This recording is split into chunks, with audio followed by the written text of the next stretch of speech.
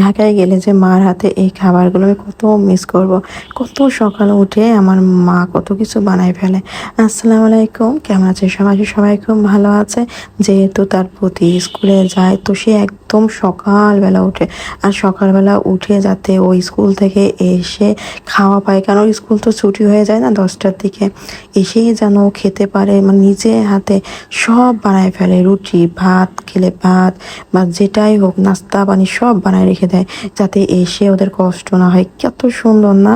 মানে এখনকার সময় এমন শাশুড়ি পাওয়া, আল্লাহ ভাগ্য করে যেন, মানে সবার শাশুড়ি যদি এরকম হতো কত ভালো হতো। আমার মা আসলে কি বলবো, সকাল সকাল এরকম ভর্তা ভাত আমার ভীষণ ভালো লাগে।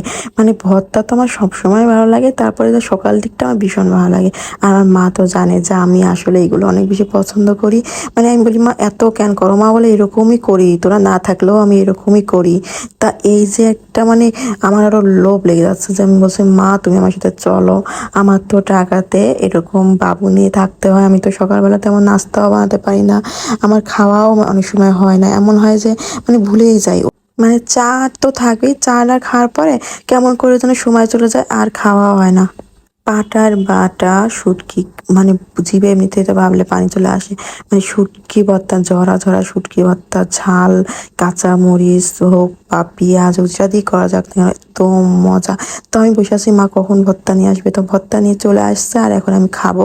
আর এত গরম গরম ভাতের সাথে এতগুলো ভর্তা দিয়ে, মানে বুঝতে যাচ্ছে না কি মজা। তারপরে যে আচারটা দিয়েছিল, আচারের তেল দিয়ে জিভে পানি চলে আসে, এমন একটা অবস্থা। কয়েকদিন পর যখন মার কাছ থেকে চলে যাব, তো ভীষণ খারাপ লাগবে। আর এই যে বললাম, আমার খাওয়ার জন্য আরো বেশি খারাপ লাগবে। এখন কেউ আমার ছুঁচাও ভাবতে পারে, ছুঁচোও ভাবতে পারে, ইচ্ছা। কারণ আমি আসলে একটু বেশি খাওয়ার পটু।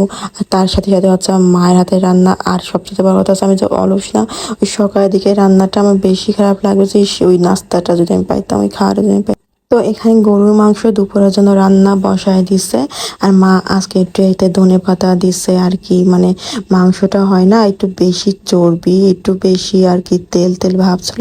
তো এই জন্য একটু মানে নেহারি নেহারি মতন হয়ে যাচ্ছে। তো এতে একটু যদি মশলাটা অন্যরকম ভাবে দেওয়া যায়, তো খেতে কিন্তু আরো বেশি মজা লাগে।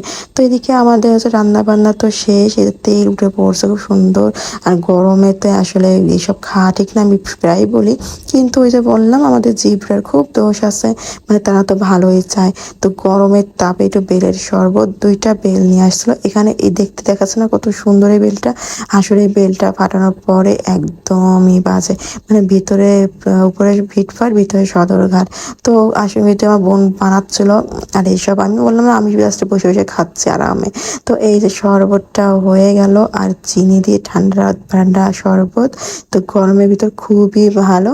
যারা খাচ্ছ না তারা খাও, আর বেশি বেশি করে আমার ভিডিওগুলো দেখো। আর আমার পেজটা ফলো দিয়ে থাকো। আর ইউটিউব থেকে দেখে থাকলে অবশ্যই আমার ইউটিউবটা সাবস্ক্রাইব করতে কেউ ভুলো না। তো এই যে হয়ে গেল আমাদের বেলের শরবতটা রেডি, একদম ঠান্ডা ঠান্ডা। তো সবাই ভালো থেকো, আল্লাহ হাফেজ।